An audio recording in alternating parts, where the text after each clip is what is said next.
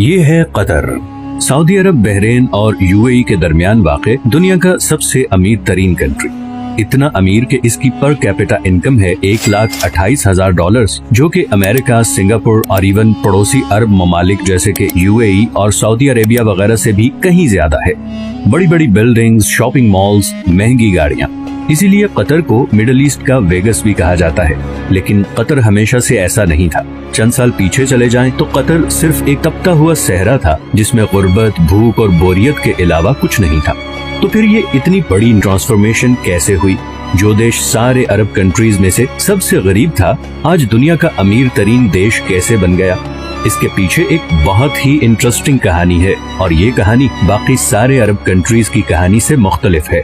इस वीडियो के एंड तक आप ये भी समझ चुके होंगे कि क्यों सऊदी अरब और यूएई कतर को पसंद नहीं करते और कैसे कतर आने वाले वक्त में भी अपने पड़ोसी अरब देशों के मुकाबले में ज्यादा खुशहाल और महफूज होगा।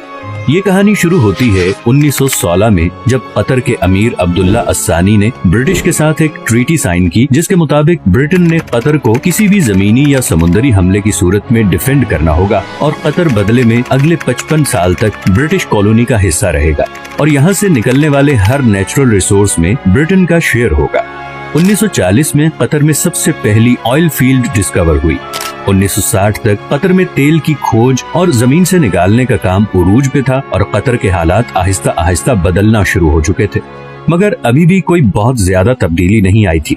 लेकिन फिर 1970 में शेल ऑयल कंपनी ने इस कंट्री का सबसे बड़ा खजाना दरियाफ्त कर लिया, नॉर्थ फील्ड, दुनिया की सबसे बड़ी नेचुरल गैस फील्ड।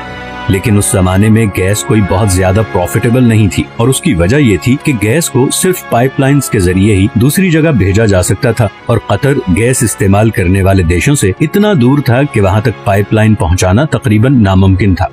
इसी वजह से शेल कंपनी भी ये गैस फील्ड डिस्कवर करके भूल गई और ये डिस्कवरी ऑफिशियल डॉक्यूमेंट्स में ही दब गई। 1971 में कतर को ब्रिटेन से आजादी मिल गई और वो एक आजाद मुल्क बन गया। आजादी मिलने के बावजूद अगले 25 सालों में भी कतर के हालात कोई खास नहीं बदले और फिर आया 1995, जब क्राउन प्रिंस हम्माद बिन खलीफा अस्सानी ने बगावत करके अपने ही बाप की हुकूमत का तख्ता उलट दिया और कतर का अमीर बन गया। नए अमीर का एक ही फोकस था और वो था गैस। हम्माद बिन खलीफा ये जानता था कि कतर की तकदीर सिर्फ गैस ही बदल सकती है, इसीलिए उसने एक बहुत ही रेयर टेक्नोलॉजी गैस लिक्विफिकेशन में इन्वेस्ट किया। लिक्विफिकेशन एक ऐसी टेक्नोलॉजी है जिसमें गैस को लिक्विड फॉर्म में कन्वर्ट किया जाता है ताकि उसे ऑयल की तरह शिप्स में दूसरे कंट्रीज तक पहुंचाया जा सके। इस सारे प्रोसेस में गैस को 161 डिग्री पे ठंडा रखना पड़ता है। इसी प्रोसेस पे कतर ने सारी इन्वेस्टमेंट कर दी और आज वो LNG का सबसे बड़ा एक्सपोर्टर है। कतर से गैस इंपोर्ट करने वाले कंट्रीज में Japan, India, China, south Korea और स्पेन शामिल हैं। इस तरह बिलियंस ऑफ डॉलर्स कतर में आना शुरू हो गए। लेकिन कतर की तकदीर बदलने की इक्वेशन में ये तो एक सिर्फ छोटा सा हिस्सा था, क्योंकि नेचुरल रिसोर्सेज तो बहुत से कंट्रीज के पास होते हैं, उन्हें एक्सप्लॉइट भी बहुत से कंट्रीज कर लेते हैं, मगर असल मसला आता है उन रिसोर्सेज से आने वाले पैसे को सही इस्तेमाल करने का। वरना वेनेजुएला और अंगोला का अंजाम हमारे सामने है। यही वो जगह है जहां कतर बाकी तमाम कंट्रीज पे बाजी ले गया।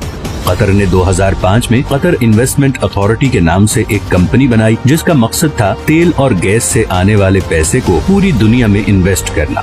और इसीलिए आज दुनिया के हर बड़े मुल्क और हर बड़ी कंपनी में आपको कतर इन्वेस्टमेंट नजर आएगी, चाहे वो लंदन के बड़े होटल्स, ऑफिसेज और अपार्टमेंट बिल्डिंग्स हों, अमेरिका के बड़े बड़े ऑफिसेज हों या फिर मल्टी नेशनल्स जैसे कि Volkswagen, Barclays bank, Shell, Tiffany and Co या फिर रॉसनेट, रशिया की सबसे बड़ी ऑयल कंपनी। इन तमाम कंट्रीज और कंपनीज में कतर की हैवी इन्वेस्टमेंट्स हैं, लेकिन ये भी कतर की टोटल इन्वेस्टमेंट्स का एक छोटा सा हिस्सा है। इसके अलावा Qatar billions of dollars roads, airports, research centres और फाइनेंशियल सेंटर्स वगैरह पे लगा चुका है। इवन के अभी फीफा वर्ल्ड कप, जो कि शायद दुनिया में स्पोर्ट्स का सबसे बड़ा इवेंट है, वो भी कतर में ही हो रहा है, क्योंकि ऐसे state of the art stadiums पूरे अरब में सिर्फ कतर के पास ही हैं। इन सारी इन्वेस्टमेंट्स का मकसद है ऑयल और गैस के ऑल्टरनेटिव इनकम सोर्सेज क्रिएट करना। अब ये तो थी कतर की इकोनॉमिक साइड। दूसरी तरफ इंटरनेशनल पॉलिटिकल इन्फ्लुएंस हासिल करने के लिए कतर ने दुनिया का सबसे बड़ा अरब मीडिया नेटवर्क शुरू किया, जिसे आज हम अल जजीरा के नाम से जानते हैं। असल में बहुत सालों तक कतर सऊदी अरब के कंट्रोल में था और नया अमीर खलीफा बिन हम्माद ये अच्छी तरह जानता था कि अगर कतर ने दुनिया में एक मकाम बनाना है तो उसके लिए उसकी एक अलग से पहचान बहुत जरूरी है।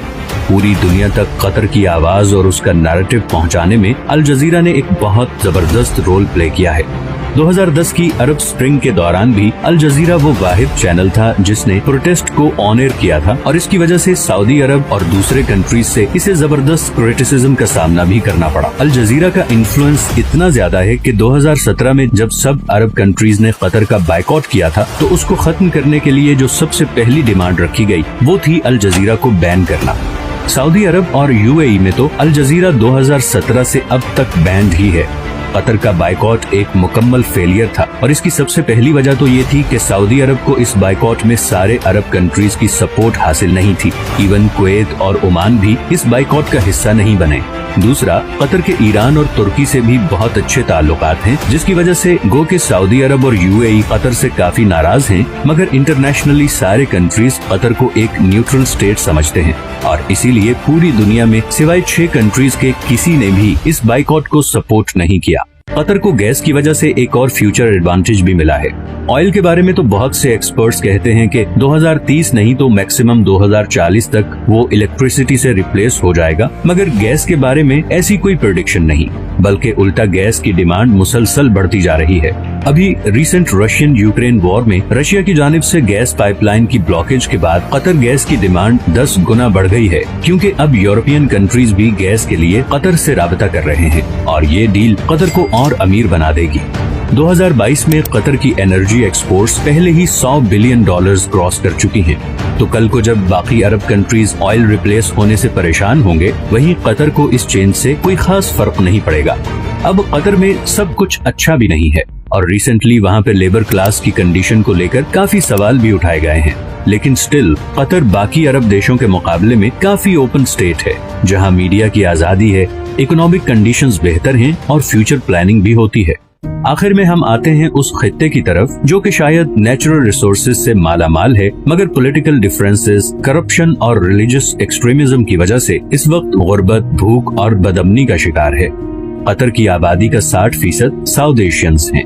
इंडियंस, पाकिस्तानी, बांग्लादेशी और नेपाली कतरी पॉपुलेशन का सबसे बड़ा ग्रुप हैं। अपने देश और प्यारों से हजारों मील दूर दिन रात मेहनत करते ये लोग हर वक्त ख्वाब देखते हैं कि कब इनके अपने कंट्रीज इतने खुशहाल होंगे कि इन्हें 7 समुंदर पार इस जला देने वाली गर्मी से निजात मिले। हर वक्त सोशल मीडिया पे लड़ने वाले ये लोग बाहर की कंट्रीज में बिल्कुल मिलजुल के रहते हैं, दुख बांटते हैं और एक दूसरे की मदद करते हैं, लेकिन जैसे ही वापस अपने कंट्रीज में आते हैं तो वही पुराने पॉलिटिकल एजेंडे से मुतासिर होकर एक दूसरे को बुरा कहने और समझने लगते हैं। न जाने ये हालात कब बदलेंगे, कब इस सब कॉन्टिनेंट के लोग ये फैसला करेंगे कि ये पॉलिटिशियंस की डर्टी पॉलिटिक्स का हिस्सा नहीं बनेंगे, इस ब्रेन वॉशिंग से बाहर निकलेंगे, दूसरों को भी इंसान समझेंगे और फाइनली ये फैसला करेंगे कि अब हमें अपने कंट्री को उस मुकाम तक लेके जाना है जहाँ पे आज नॉर्वे और कतर है। मैं उम्मीद करता हूँ कि आप लोग इस चैनल की वीडियोस को पसंद कर रहे हैं। अगर अभी तक आपने नॉर्वे पे वीडियो नहीं देखी तो वो भी जरूर देखें। ये हैं वो तमाम सोर्सेज जिनसे मैंने इस वीडियो के लिए कंसल्ट किया है। अगर आपको ये वीडियो भी पसंद आई है तो इसे लाइक और चैनल को सब्सक्राइब जरूर कर दें, क्योंकि मैंने अभी बहुत से